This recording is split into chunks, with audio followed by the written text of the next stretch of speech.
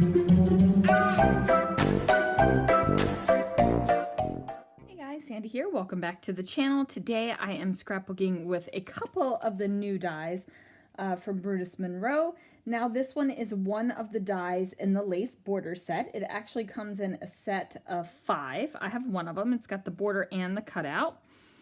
And then this one is from Christopher's Sentiments. And this one has a lot of different sentiments in it, and I have the Celebrate one.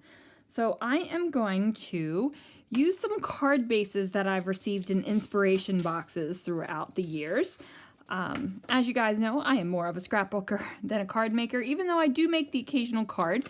And I brought them out in rainbow colors, so we are going to make some rainbows. I am scrapbooking on top of a sheet of black cardstock. I've also pulled out Pearl Chroma Glaze, Night Sky Velveteen Glaze, and I'm also going to be using the Easy Squeeze black glue to scrapbook this selfie of my daughter and I at her birthday weekend in Disneyland. So let's see what I can do. Okay, so the first thing I'm going to do is grab one of these stencils, and oh my goodness, you guys, the name of it is failing me. This is a Brutus Monroe stencil, and I'm starting out with the Velveteen Glaze. As you can see, I love this Velveteen Glaze, and I'm using up my last bits of it on this layout. So I'm taking a plastic palette knife and I'm just running it over the stencil, and I'm not really concerned with how much I'm getting through the stencil. I'm more concerned with placement of the product. So I don't want to go to the edge of the stencil because I don't want the hard square edge of the rectangle. I want it to be more of an organic thing. So it's not coming off on camera really well, but there is a darker, almost black color coming through. I'm going to do the same thing with the black glue. Now, the black glue is perfect if you want to cut things that are black and you want to stick them down to your paper, if you have black paper. There's also fun techniques that you can do with it, and I'm using it as one of my glazes.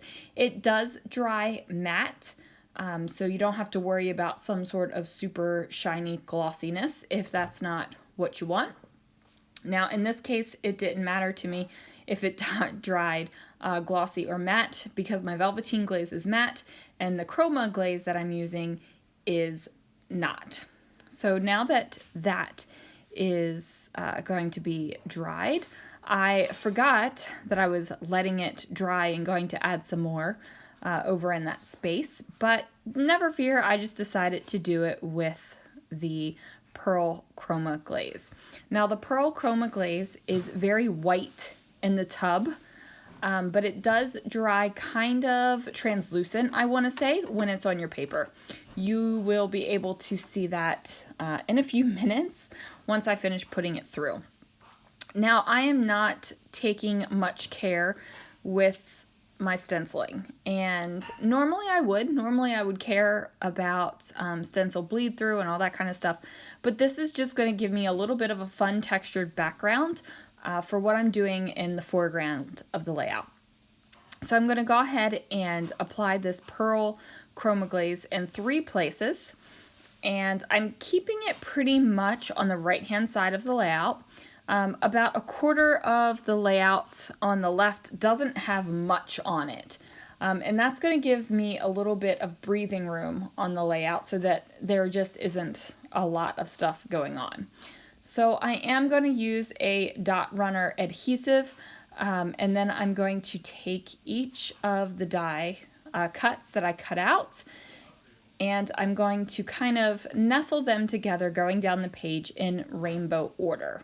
Now, I did not cut out the background portion of it because I want it to be able to see through the dies. If I would have used the second part of the die and cut out the background portion, these would have been much stripier than they already are. Stripier, that's a word, right?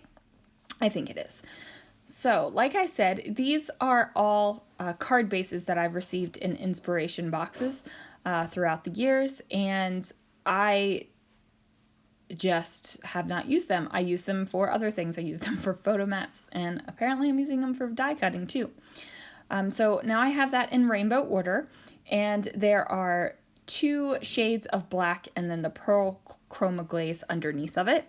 I decided to go for my bold rainbow paper pack. It is one of my favorites, and I went for the diagonal stripe. Now the colors on the diagonal stripe do not exactly match the colors that I used for my die cut stripey bits, and that's okay. It doesn't have to exactly match. It reads as rainbow for both of them, so I'm not having a problem with it. Now, if you did have a problem with it, then find some cardstock that matches your pattern paper. But like I said, I don't sweat that kind of stuff, not usually. So the Celebrate die cut, I'm putting together right here so you can see. I used a pearlized cardstock on the bottom where the white is, and I'm using black cardstock up at the top. Now when you cut out the Celebrate die, the upper layer does not cut out in one piece, as you can see. It cuts out in 5 different pieces. So just make sure that you don't lose your pieces, because at first I didn't realize it and I lost the C and had to go find it. I could have just cut another one, but you know, I knew I'd already cut it, so I had to go find it. Now I'm just adding a little bit of liquid glue to hold it together. And then, oh, I love how that looks. Doesn't that look awesome? And then I'm going to use some liquid glue again on the back side of it, just because I don't want to have to worry about my tape runner or anything like that. So now I'm going to place it down here on top of my photo. And I'm just going to press it down so that it sticks. Now my paper is warped, you guys, and it is warped for 2 reasons. 1, we putting liquid on paper, and that'll warp it. 2, I used my heat gun to dry everything, so it warps a little bit more. Now I'm not concerned with warping because this layout is going to go in a page protector and it's going to go in a very full album, and it will flatten out on its own. I went ahead and used a white pen to do a doodly border around the edge. I just felt like it needed that extra pop of white in there, because I had the pop of white under Celebrate, and also the pearlized stuff reads as white. So now I'm just going to add a little bit of journaling about Lana's birthday weekend and how much I enjoyed spending it with her. And that is going to do it for this layout, you guys. I hope that this gave you an idea of something to do with the new Brutus Monroe dies. Links will be down below if you would like to check it out. Thanks so much for watching, and I'll see you again real soon for another video.